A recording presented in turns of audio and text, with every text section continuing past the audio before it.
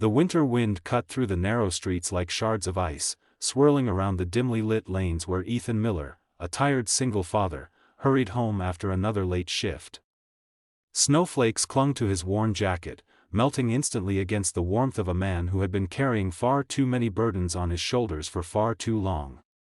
He was exhausted, but he pushed forward, because at home, a small 7-year-old heart named Liam waited for him with more hope than Ethan ever believed he deserved.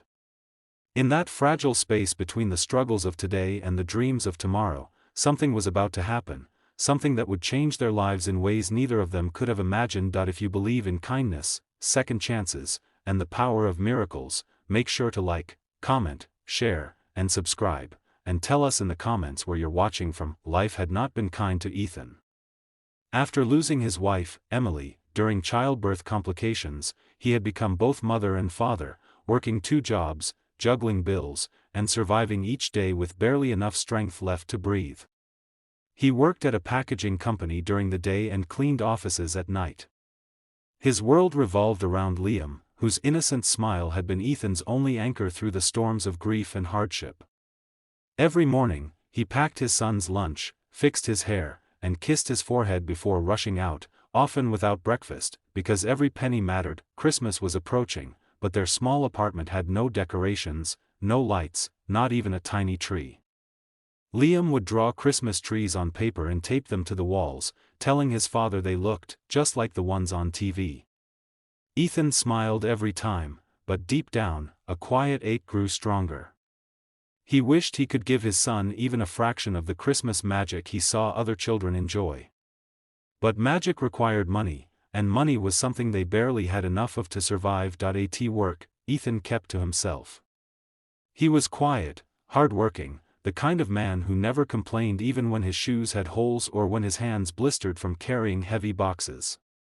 His boss, Olivia Hartman, was a woman known for her sharp mind and even sharper presence. She wasn't unkind, but she was distant, the type of leader who lived in spreadsheets and schedules, not stories. Yet recently, she had begun noticing Ethan's subtle struggles, the way he stayed late, took extra shifts, skipped lunch breaks, and wore exhaustion like a second skin. One chilly morning, Olivia announced that the company would be doing a holiday wish program, where employees could submit anonymous wishes, and management would try to grant a few. Most staff laughed, treating it like a light-hearted game. But Ethan remained silent, certain it wasn't meant for people like him. Wishes were luxuries, and he had long learned to live without luxuries. A few days later, Olivia approached him as he finished loading boxes onto a truck. Her voice was softer than usual, almost hesitant.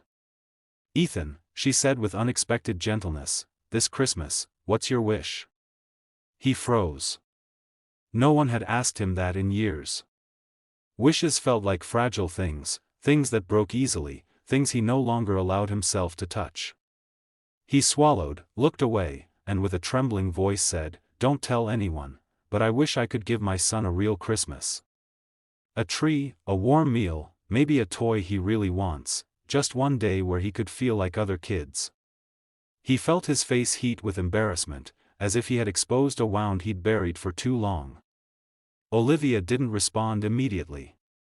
She simply nodded, as though storing his words somewhere deep inside her heart, and then walked away. Over the next few days, something began to shift, though Ethan didn't realize it at first. His workload lessened. He was allowed to leave earlier. Someone anonymously paid for his son's school supplies. Then a sealed envelope arrived in his locker containing grocery vouchers.